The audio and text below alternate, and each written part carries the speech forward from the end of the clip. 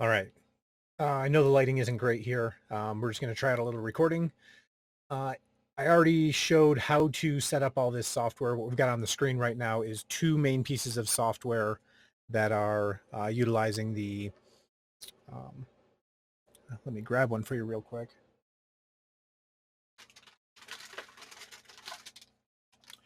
RTL SDR, software-defined radio. So these are fairly cheap, and I'm using it as a GPS receiver right now. So the software I have running is RTKNavi, and that is consuming data that's being generated by, oops, find where I hid that screen.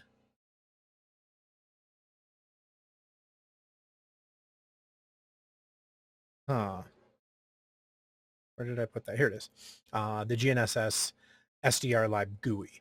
So this is actually pulling data from the device, the RTL SDR device, and then it is broadcasting that on the network. This application is picking that up and giving me satellite display.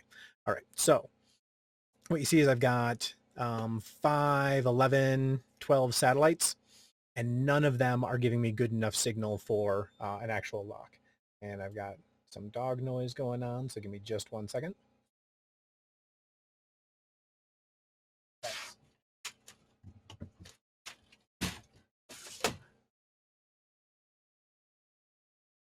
All right. So that's because I've got an antenna. It's an active antenna sitting up on the roof of the RV, but the roof of the RV is, it appears to be wood with paint over it. So there's no ground plane. I'm going to go grab some tape and some foil, and we are going to go make a ground plane for that antenna, and we'll see how that updates, how that improves the signal. Now, I'm new to this. I'm looking for pause.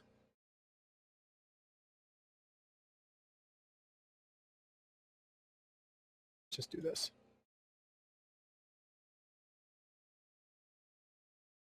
But I now have a ground plane up on the roof. So this is what was going on before, is I just had the antenna taped down to the roof.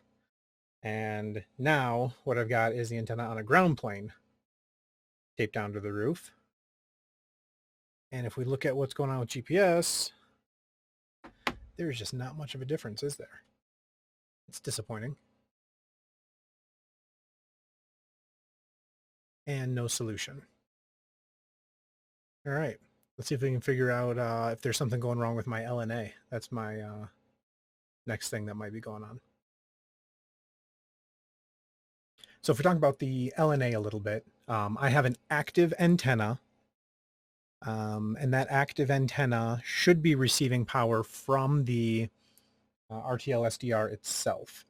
I've got the version 3. Version 3 has a built-in LNA, built-in bias T, so it'll provide power to an external LNA. Now, I also have, I can measure that. I can measure that.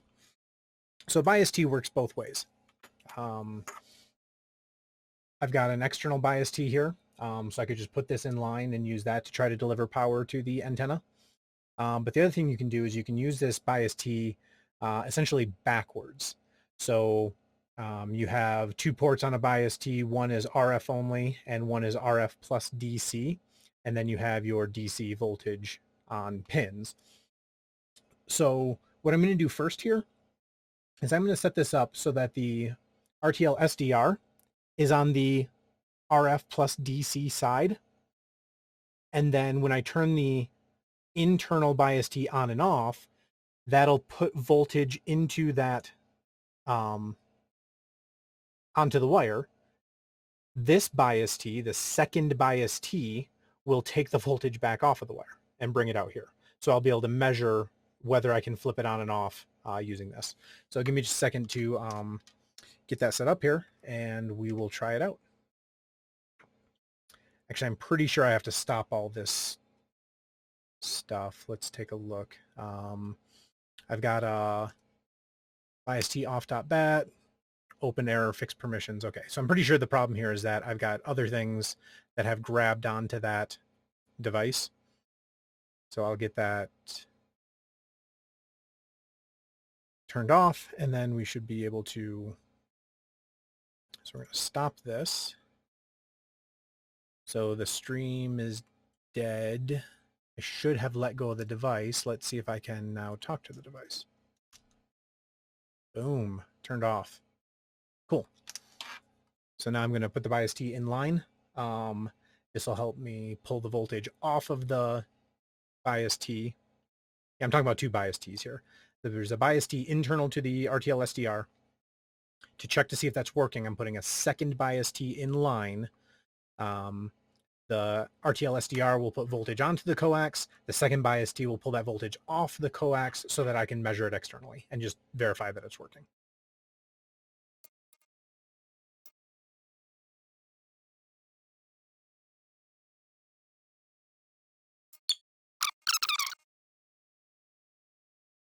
So I've got the RTL SDR going straight into the DCRF port of the BIOS-T. And then I'm going to plug an antenna into the RF port just to get it, get the impedance matching right. I don't think there's actually any concern there because this, I'm not going to be transmitting anything.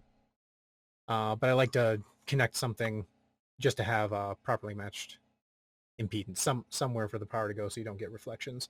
But this isn't going to work as an antenna because I'm taking power away from the antenna. So the antenna can't be powered in this configuration. But it does let me test the internal BIOS-T of the RTL SDR. I'll get that plugged back in. I'm going to grab a multimeter.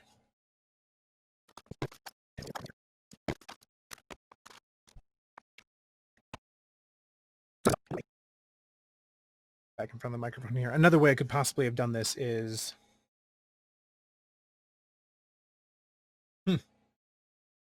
that's weird. So apparently there's some significant capacitance there because it's showed me about 2.5 volts, and now it's decreasing, but something on there was holding a little bit of voltage. Sorry, another way I could have done this is just to leave everything set up the way it was, and then turn the BIOS-T off, go back and check the satellite signals, and then turn the BIOS-T back on and go back and check the satellite signals and see if we detect any change there. But this is a little bit more, I don't know, pedantic, I guess, going through and verifying each individual component rather than just looking at the output. So now I'm down to less than 1/4 volt on the meter. It's easier to see if I light it up. Oh, that is easier to see. Cool. Less than 1/4 volt on the multimeter. I'm going to go ahead and turn this BIOS-T on. Boom, 5 volts. 4.6. And if I turn the BIOS-T off, yeah, some capacitance there, but you can see it's there's nothing keeping it powered anymore. It's dropping.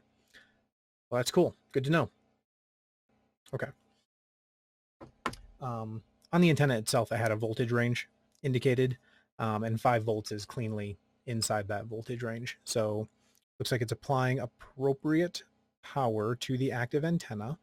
And now I'm a little bit befuddled about why that's not working. I'm just going to put this rig back the way it was. Where am I at right now? I'm at voltage off. Good.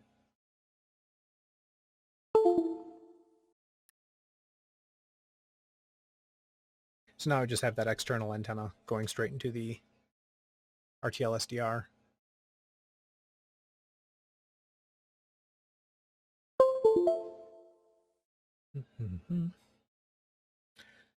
That's back on. I am going to leave the BIOS-T turned off, and we're going to fire back up the data collection here.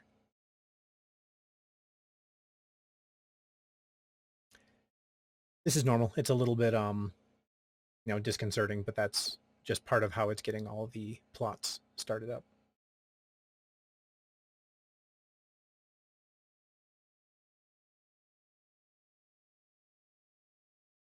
Yeah, okay. So I think this is real, what we're seeing right now, which is nothing.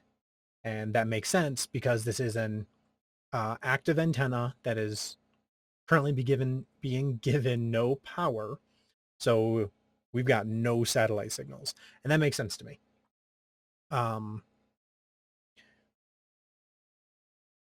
Yeah, interesting.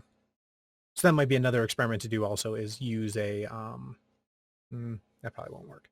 I was going to say use an external LNA, but it's unlikely that the LNA that's built into this antenna has a actual bypass capability. If that thing's powered off, it's probably passing no signal. It's probably not passing an unamplified signal. It's probably just not functioning at all. So we're going to stop this, and there we go. Now we're going to turn on the bias T, which is what turns on the LNA that's inside that antenna. That is on. We are going to hit start here. We're going to see a lot of flashing. And this data over here on the RTKNavi, that's obviously stale data. So what I expect to happen here is you'll see a bunch of individual plots get generated from the GNSS SDR lib GUI. There we go. And then once that goes live, there we go. Now we see updated data from RTKNavi. G numbers here, which I assume are the satellite.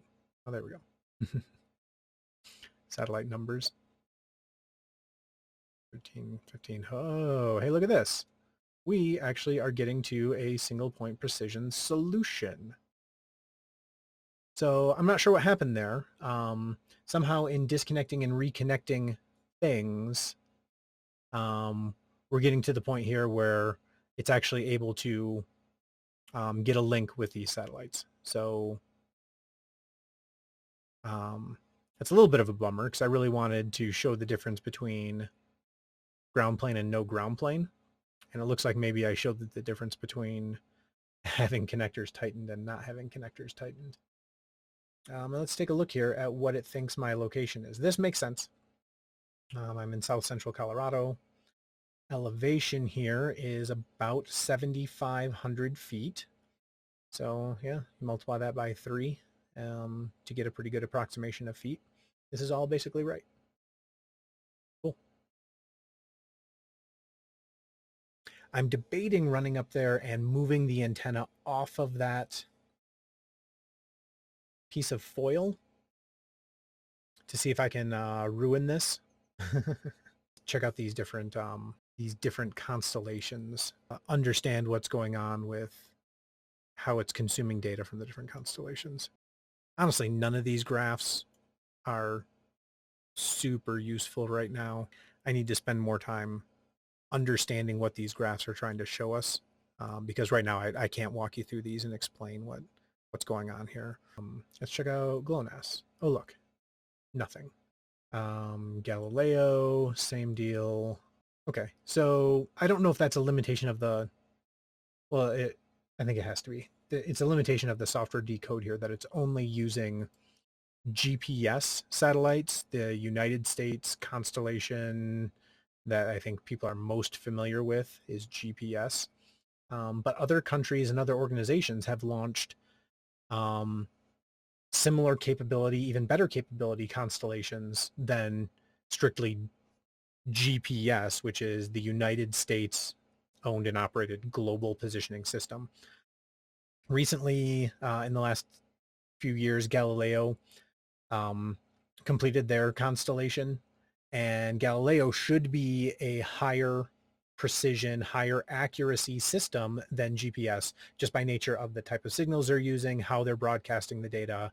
It's just, they've had decades of time to make a more advanced satellite system. So Galileo should provide improved service, but this particular software that I'm using does not take advantage of that.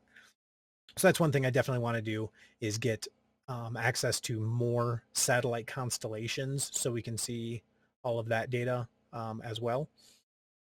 And I think I will run up on the roof real quick, get it off of that ground plane, and see if that makes a difference here on what we see for signal strength. All right, I will be right back. Cool, I am back. What happened with my satellites? Yeah, I'm losing a little bit here. Let's give that some time. There's an interesting situation with GPS, which is that the signal strength that is actually reaching the surface of the Earth from those GPS satellites is below the thermal noise floor, which traditionally you would say that means it is an unusable signal. But the coding of the GPS signal is specific enough that all the receivers understand what that coding should look like, and they can basically do this like matching, where they're matching the code to the signal, and that lets them pick that data out from below the noise floor. I can't give you much more of an explanation than that. It gets out of my wheelhouse pretty quickly. But what that means is that it takes a while to get the signal, but once you have it, it's easier to hold on to it. So I'm going to give this just a little bit of time and see if those, yeah, it looks like those 3 satellites, only 18 is pretty strong. 15 and 5 are getting to be a little bit more of like a olive color, which means degrading signal strength. Yeah, let's just give it a little bit of time here, see if that gets worse.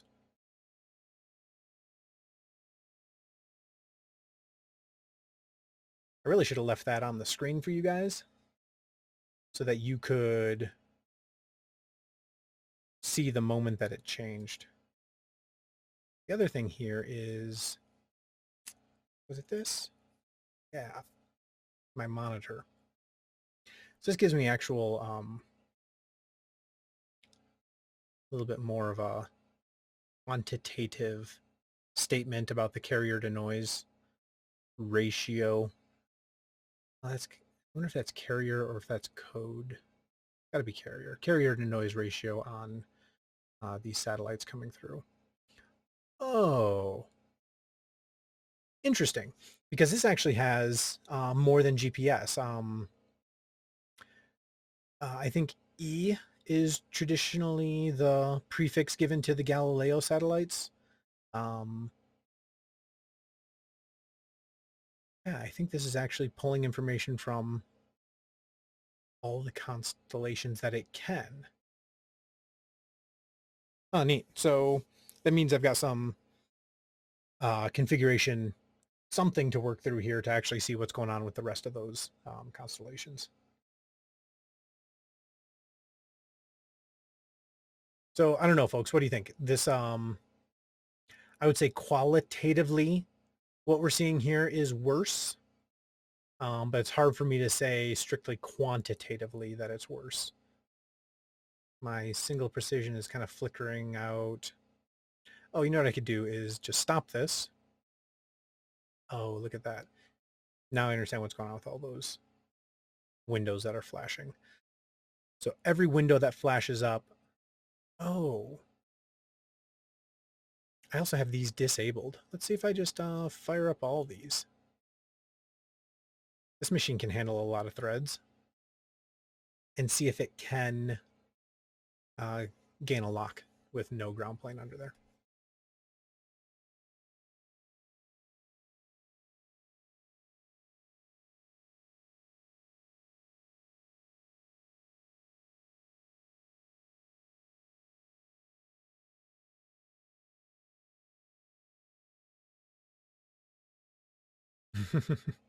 Yeah, so it's going to take longer this time because I just added however many more possible satellites here between Baidu, QZ system, which I can't remember the name of. Oh, and SBAS is a US based wide area augmentation system. So these SBAS satellites should help keep errors low in the United States. I think it covers parts of Canada too, perhaps. Okay, so if I remember correctly, we were seeing some of these bars touching the 50 mark when I had the ground foil taped up under the antenna.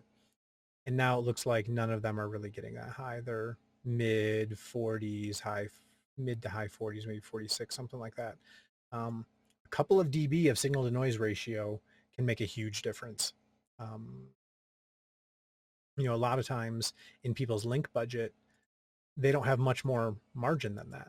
A few dB of margin on their link. So, you know, right now we're dealing with a very weak signal that we're trying to pick out from below the noise floor. So just eking out a little bit more signal to noise makes all the difference. Yeah. So right now I don't have any nav data. All of this data here is stale. When I try to look at what's going on nav GPS, there are no satellites providing navigation data. All right, I will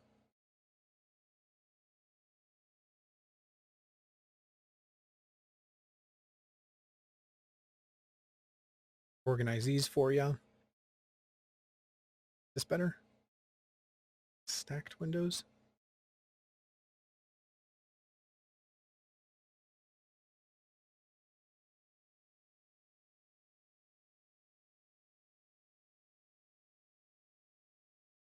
I get this guy out of there. Doesn't look like it. Maybe if I just move some of these out of the way. What happened there? Don't need this anymore.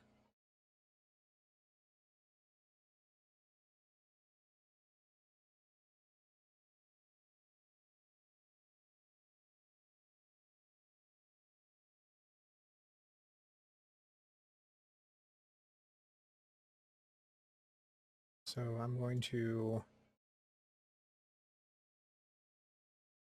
not sure what those errors are. Can I do anything here?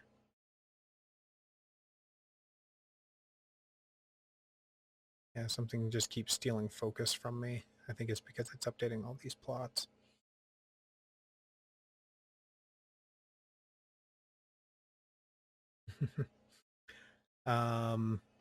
All right, well, let's kill that for a moment. Maybe.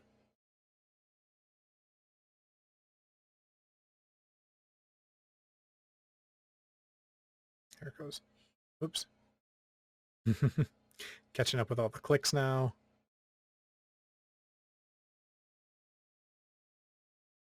Okay, there we go.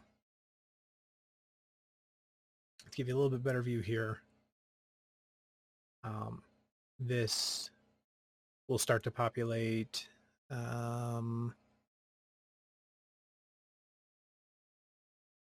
guy we don't want on the screen. Let me see if I can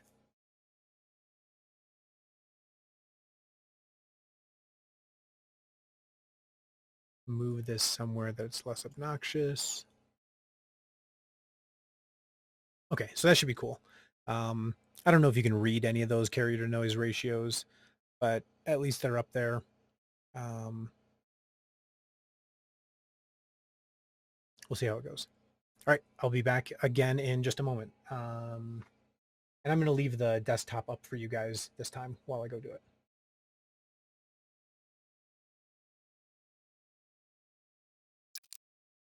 Okay. So I moved.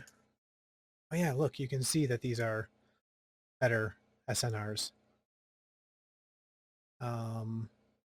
Probably 4 usable satellites in the mix. Neat. But again, what I mentioned earlier, this is the new rig, by the way. really similar to what I showed you before. But again, what I mentioned before is that the signal from the GPS satellites is below the noise floor, which means there's this whole coding dance that has to happen between the receiver matching signals to the satellites. So even though there is a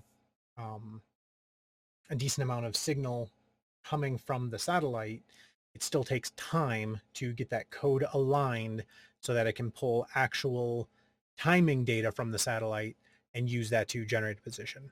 So this is, we're just basically waiting now. I'm going to save this off real quick, since I've got no ground and with ground data all in the mix. So to be honest, I would have expected this to be able to generate a location by now.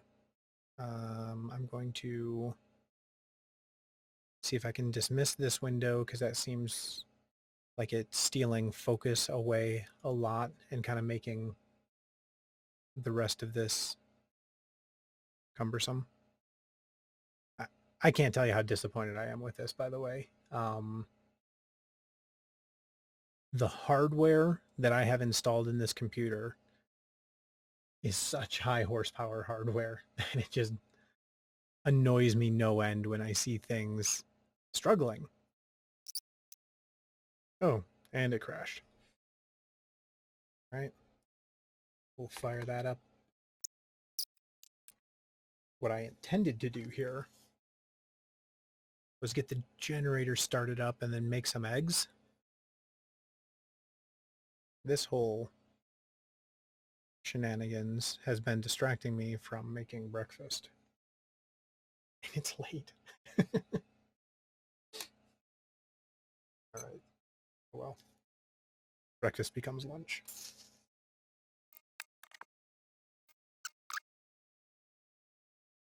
Oh, look, I already have some green satellites back here. Yeah, so I'm not convinced that I understand what's happening there. No.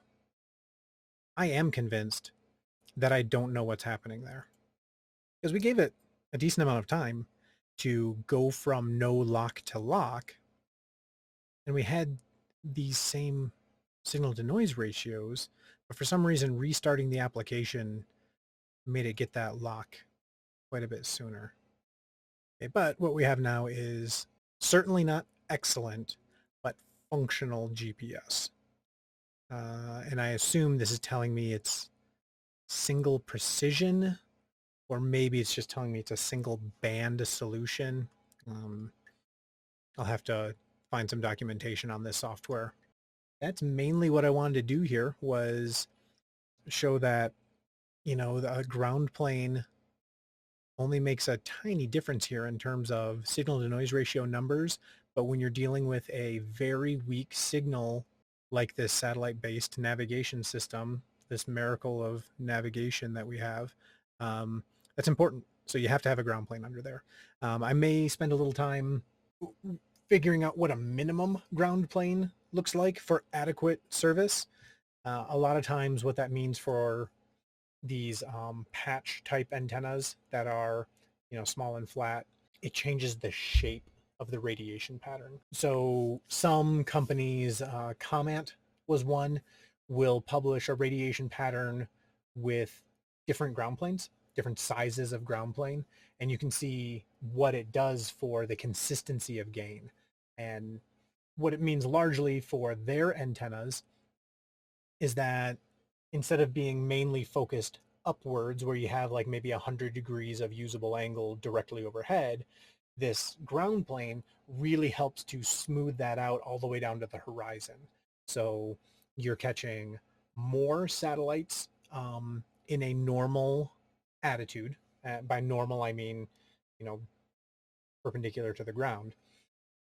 But also what that means for air vehicles, drones, and other things that actually have attitude changes is that you are more, you're less influenced by that. I was going to say you're more invulnerable or something like that. you're less influenced by these changes in attitude because you've got this nice smooth consistent gain pattern. So as your vehicle changes attitude with respect to the constellation, you're still presenting a very similar gain pattern to the set of satellites you were looking at previously. So that's what can happen with antennas. You can see that some antennas, it just gives you that little bit of reflection that you need to get your signal to noise ratio over the threshold that you can actually use a satellite. Years ago, we were looking at a navigation system that was GPS INS. And while the company was giving us a demonstration of this system, he showed us, you set your antenna. It was a similar tiny patch antenna, active, single band. He set it on top of something. It was like a picnic table, I think, something like that. He just set it down, and nothing worked. And then he pulls a piece of gum out of his pocket, and this is like a cute demo thing he liked to do. And he took that piece of foil off that piece of gum, so it's a little sheet of foil that's like, this big, and he put it under that antenna, set it back down, and then GPS lock started popping up. So there are some antennas that all they need is something to help shape that signal to be able to get the first couple of satellites, and then you're functional. So I think it's likely that an extremely tiny ground plane gets you over the threshold of being functional. And then at that point, you're working on how much margin you have for your overall signal. You're a little more ground plane, makes it a little smoother, a little better. But I think you can probably get away with an extremely small ground plane. I think I will explore that more later.